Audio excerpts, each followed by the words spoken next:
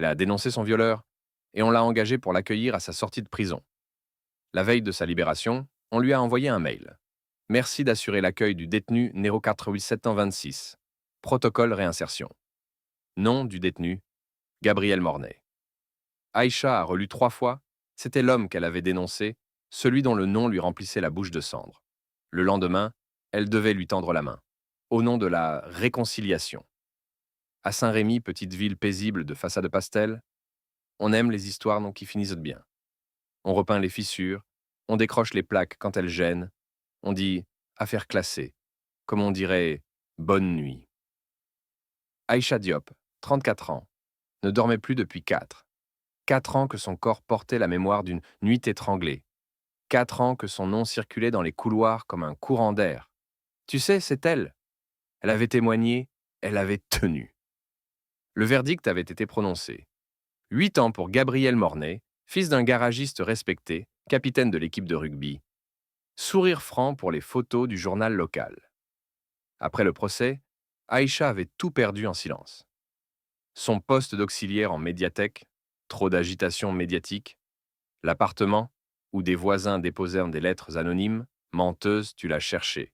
Une partie d'elle-même surtout. Elle s'était reconstruite tant bien que mal au sein d'une petite association de quartier, mains liées, qui faisait ironie absolue. De la médiation pénale et de l'accueil des sortants de prison. Ce n'était pas la vocation rêvée. C'était le seul CDI qui ne lui demandait pas de disparaître. Le mail est tombé un mardi, 18h07. Objet. Affectation protocole, R120. Accueil-sortie conditionnel. Bonjour Aïcha, demain 9h, centre Halt and Relais. Prise en charge de Mornay Gabriel. Profil sensible, nécessite médiatrice senior. Merci de respecter le protocole neutralité en écoute. Signé. Directrice programme C. Mornay. Elle a pâli. Le même nom, Mornay. Elle a relu le bloc signature. Claire Mornay. La mère. La nouvelle directrice, arrivée 6 mois plus tôt avec son sourire de fondation privée et ses tableaux d'indicateurs.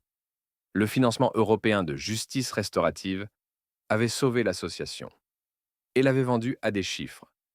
Aïcha a appelé tout de suite. On lui a répondu avec une douceur administrative. On sait que c'est difficile. Vous savez qui il est pour moi? Justement, votre résilience peut devenir un levier pour la société. Vous me demandez d'accueillir l'homme qui... Nous vous demandons d'être professionnel. Le protocole protège tout le monde. Tout le monde. Cette phrase était un chant de mine. La nuit a été longue, sans larmes. Elles étaient à tes parties depuis longtemps. Elle a recherché le dossier public. Libération conditionnelle pour bonne conduite, participation exemplaire aux ateliers, promesse d'emploi dans le garage familial. Elle a appris un mot nouveau. Redevabilité. Un autre pour les plaies mal refermées. À 8h50, elle a poussé la porte du centre Halt and Relais. Le hall sentait le café froid, la peinture neuve et cette odeur de couloir où l'on reformate les êtres à coups de PowerPoint. Sur le comptoir, le badge préparé. A. DIOP, médiatrice senior. Sous le badge, un fascicule plastifié. Neutralité en écoute. Faire de la sortie un commencement. Elle s'est regardée dans la vitre. Sa robe noire, son foulard bleu nuit, ses mains qui tremblaient à peine. 3 respirations profondes. La porte s'est ouverte. Il est entré. Gabriel Mornay n'avait plus le corps insolent des photos. Les pommettes saillantes, l'arrêt trop sage, les yeux fuyants. Dans ceux d'Aïcha, le souvenir a surgi comme une lame. Elle a tendu la main, protocole oblige. Bonjour, je m'appelle Aïcha. Je vais vous accompagner pour votre sortie. Il a reculé d'un centimètre invisible. Un éclair de reconnaissance a traversé son visage. C'est une blague? A-t-il soufflé. Dame, asseyez-vous. Elle s'est assise aussi. Entre eux, la table en stratifié clair, les formulaires, la petite plante verte qui ne vivait que d'eau. Sur le mur, un slogan « On ne guérit pas sans se regarder ». Je vous écoute, a dit Aïcha. Et dans sa gorge, sa voix lui a paru appartenir à une inconnue. Le protocole dit « Commencez par le présent, pas par la nuit du crime ». Alors elle a commencé par les papiers, les rendez-vous de probation, l'offre d'emploi au garage. Elle a demandé « Une personne de confiance ?»« Ma mère », a-t-il répondu sèchement. Elle a noté « Stylo qui racle ». Elle n'a pas noté ce qui se voyait trop. La mère était partout. Dans le miroir de la salle, Aïcha observait les détails que personne ne lit à haute voix. Une mâchoire crispée, un ongle rongé, un pansement mal collé sur l'index, le geste de quelqu'un qui a appris à s'excuser avec ses mains. Elle n'a pas cherché l'aveu. On ne trouve jamais que ce qu'on a déjà décidé d'entendre. Après 21 minutes de checklist, ce fut lui qui a rompu le protocole. Pourquoi vous? On m'a affecté. Vous avez accepté? Silence. J'ai un salaire, Gabriel.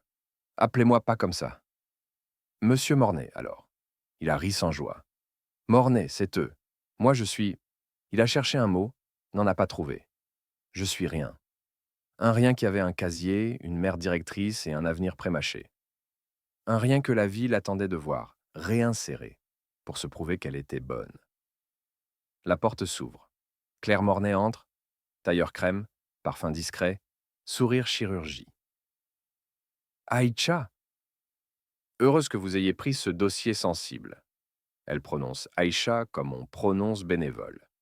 Nous savons que l'histoire est complexe, mais c'est précisément pour cela que votre expertise est précieuse. Mon expertise? Votre capacité à transformer la douleur en pédagogie sociale. Aïcha a senti la pièce rétrécir. Les murs ondulèrent. Elle a vu, derrière la patronne, l'affiche géante du programme. Deux mains qui se serrent, peau sombre et peau claire. Slogan en lettres sages, la confiance se fabrique. Écoutez, a dit Aïcha calmement. La confiance ne se fabrique pas avec des PowerPoint. Un tressaillement dans le sourire crème. Je sais bien. C'est votre présence qui la rend possible. Quand Claire est sortie, Gabriel a repris, presque à voix basse. Elle m'a dit que si je tenais ma langue, ça irait plus vite. Que les mots abîment la réinsertion. Alors je me tais. Depuis 4 ans, je me tais. Vous vous taisez sur quoi? Il a levé les yeux vers elle. Il a hésité. Pas ici. Elle a compris 2 choses en même temps. Qu'il voulait parler et que le centre n'était pas un lieu de parole, c'était une vitrine. Alors elle a plié le protocole, une fois, juste une. Ce soir, dans la salle 3, après la fermeture. Sans enregistrement. Il a acquiescé. Ses doigts tremblaient. Toute la journée, Aïcha a travaillé comme on marche sur du verre. Les autres dossiers, les réunions, les axes d'amélioration. Elle entendait encore la logorée des cadres. Impact, storytelling, indicateur. Elle voyait les visages des femmes qu'elle recevait depuis des mois, mères, sœurs, compagnes, qu'on chargeait de co-construire la solution, pendant que la ville coagulait sa mauvaise conscience en budget. À 20h32, la salle 3 était vide, hormis une ampoule qui bourdonnait. Pas de micro, pas de caméra. Enfin, elle l'espérait. Il est entré, capuche, main dans les poches, odeur d'atelier et de chewing-gum à la menthe. Ils se sont assis face à face. Parlez, a-t-elle dit. Il a mis du temps. Sa bouche cherchait un récit. Les récits sont des pays étrangers où l'on se perd. La nuit là, il s'arrête. Je me souviens de tout, mais pas comme vous. Elle n'a pas bougé. Je ne suis pas venu pour te faire dire ce que j'ai entendu au procès. Je suis venu entendre ce que tu n'as jamais dit. Tu es tombé. Inattendu. Il a respiré comme on brise la glace. J'ai grandi dans la maison de mon père. Ses mains sur mes épaules sont « Sois un homme ». Ces tapes dans le dos qui font mal. Le rugby comme guerre d'entraînement. Et ma mère qui nettoyait le sang sur les maillots, puis maintenant sur les dossiers. Je me croyais invincible, intouchable. Cette nuit-là, j'étais ivre de ça. 2. Pas d'alcool. Tu m'as dit non. Je l'ai entendu. Mais mon non à moi n'existait dans aucune langue qu'on m'a apprise. Alors j'ai marché sur le tien. Il s'est tu. 1 minute entière. 2. Je sais ce que j'ai fait. Alors pourquoi avoir plaidé consentement brouillé? Parce que mon père a payé un avocat pour ces mots-là. Parce que j'avais peur de mourir socialement. Parce que la prison m'a appris à tout dire, sauf la vérité. Et aujourd'hui? Aujourd'hui, on me demande de réussir ma réinsertion. Pas de réparer. La phrase a claqué. Réussir, pas réparer. Tout tient là. Aïcha a senti une chaleur froide lui remonter la nuque. Qu'est-ce que tu appelles réparer? Dire ton nom quand on me le demande. Le dire sans contourner. Ne plus me cacher derrière les leurs. Et surtout, il s'est mordu la lèvre. Refuser le poste au garage. Travailler ailleurs. Payer ce que la justice ne sait pas compter. Et ta mère? Il a souri, triste. Ma mère gère des indicateurs. Elle préfère un fils statistiquement sauvé à un homme réellement debout. Dans le couloir, un pas. Aïcha s'est levée d'un coup. La poignée a bougé, puis s'est arrêtée. Elle a pensé aux caméras, au contrat, à l'argent. Elle a pensé surtout à la fille qu'elle n'a pas eue, à la jeune qu'elle était, étranglée de souris, sois poli, pardonne. Demain matin, 9 heures. Conférence de presse de la directrice, a-t-elle dit? Ils vont te photographier devant le panneau. La confiance se fabrique. Je sais. Alors fais une chose inutile. Laquelle? Dis la vérité devant leur caméra. Ils la regardaient comme on regarde un précipice. Ils me tueront socialement. Ils t'ont déjà tué autrement. Et c'est la vie. Le hall du centre Halt and Relais avait été transformé en plateau. Roll-ups, podium, ruban bleu, badge presse. Claire Mornay réglait chaque détail. Sa voix coupait le vide, comme une règle sur du carton. Pas de questions hors protocole. On parle d'avenir, pas de passé. Sur l'estrade, 3 chaises. La directrice, un élu à l'écharpe tricolore, Gabrielle Mornay. Bénéficiaire exemplaire. À l'arrière, une 4e chaise, sans micro. Étiquette A. Diop. Médiatrice. Une silhouette corrige le plan média, qu'elle soit dans le champ, mais pas trop. Diversité, pas pathos. Aïcha s'est assise, droite. Elle avait répété une phrase unique au cas où l'accueil sans consentement est une nouvelle violence. Si on l'interrogeait, on ne l'interrogerait pas. La salle s'est remplie. Caméra, smartphone, les mêmes qui autrefois avaient filmé ses larmes dans les escaliers du tribunal. Claire a pris la parole. Haute et claire, aujourd'hui nous célébrons la force de la société. Quand les victimes acceptent d'être partenaires, la réconciliation devient possible. Partenaire. Aïcha a serré les dents. Elle a croisé le regard de Gabriel. Gris, ouvert, tremblant. Il avait l'air d'un humain, pas d'une affiche. Quand vint le tour du bénéficiaire, Claire posa sa main sur l'épaule de son fils avec une délicatesse calibrée. « Gabriel, dis-nous un mot. » Il a approché le micro. « Je veux remercier. Il a marqué un temps. » Les oreilles de la salle se sont tendues. « Rien. Je ne veux remercier personne. » Un souffle coupé circule. Claire a pâli d'1 millimètre. « Pardon ?» Il a continué. « La réinsertion qu'on montre ici, c'est du décor. Je suis sorti parce qu'il fallait une réussite. On m'a appris à me taire. Mon crime ne disparaît pas parce qu'on me met un ruban. J'ai violé Aïcha Diop. Je dis son nom, cette fois. Je n'ai pas brouillé un consentement. J'ai écrasé un non. Silence, total. Puis un chaos d'exclamations. Les téléphones se lèvent. On regarde vers Aïcha comme si elle venait d'apparaître. Elle ne bouge pas. Son cœur cogne, mais sa colonne tient. Claire a saisi le micro, sourire en miettes. Nous comprenons l'émotion, mais ce n'est ni le lieu, ni... C'est toujours le lieu, a dit Aïcha debout, sans micro. Sa voix a traversé la salle par miracle. Parce que vous choisissez toujours des lieux où l'on ne peut rien dire. 2 agents de sécu se sont approchés. L'élu a perdu ses couleurs. Quelqu'un a crié « C'est indécent !» Une journaliste a chuchoté « Mon Dieu, c'est la victime !» Comme si elle n'avait de nom que ce mot. Gabriel a poursuivi, calmement, sans plus regarder sa mère. « Je refuse le poste au garage. Je refuse vos caméras. Je travaillerai ailleurs. Je verserai chaque mois une somme sur un fond choisi par Aïcha. Il a tourné enfin la tête vers elle. Pas pour acheter son pardon, je n'en veux pas. Pour apprendre à porter. La Sécu a coupé les micros. Les journalistes ont hurlé. Claire a renvoyé la presse d'un geste pro, fin de séance, fin du monde. Dans le brouhaha, Aïcha a senti une main prendre son badge. Claire. Vous êtes suspendu, Aïcha. Vous venez de mettre en péril 4 ans de travail. 4 ans de scénographie, a-t-elle répondu. Pas de travail. Vous ne comprenez rien aux équilibres. Je comprends ce que c'est que survivre. Dans l'heure, Aïcha a reçu le mail de suspension. Les hashtags ont commencé à rouler. Paston pardon. Une réinsertion ou vitrine. Le téléphone vibrait comme un insecte coincé. Elle a ça éteint. Le soir, on a frappé à sa porte. Gabriel, seul, sans caméra, sans parole prête. Je ne sais pas quoi faire demain, a-t-il dit. Tu vas tenir parole. Et nous allons fabriquer autre chose que de la confiance. Des conditions. Elle a sorti une boîte en carton. À l'intérieur, des feuilles, des noms, des dates. Le carnet clandestin de son travail véritable.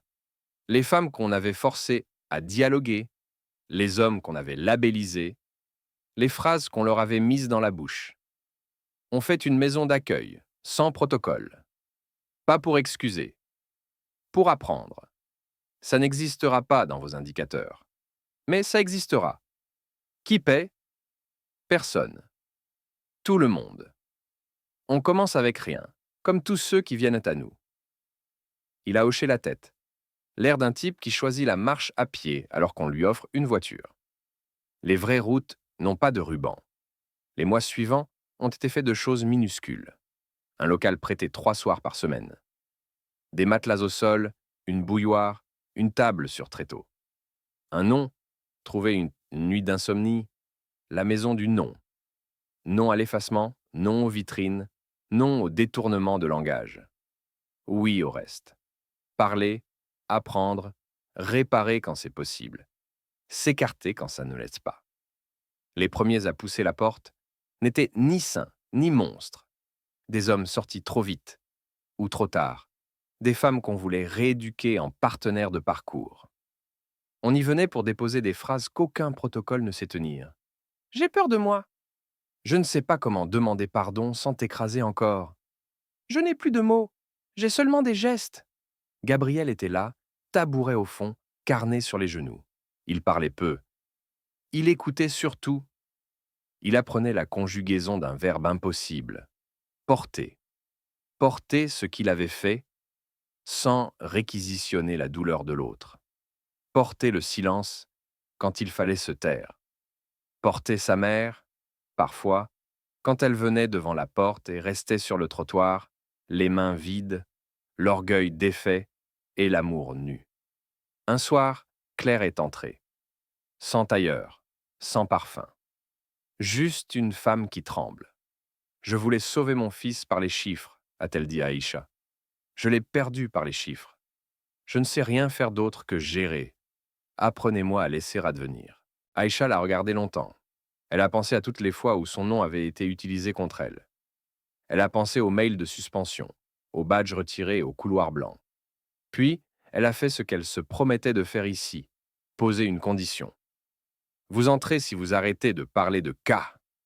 Ici, il n'y a que des vies. Claire a hoché la tête. Elle s'est restée. Elle a appris à faire du café trop serré, à s'asseoir sur le carrelage, à balayer sans donner d'ordre. Parfois, elle pleurait. Elle gardait ses larmes. La ville, elle, grondait. Le centre Halt and Relais avait perdu son mécénat.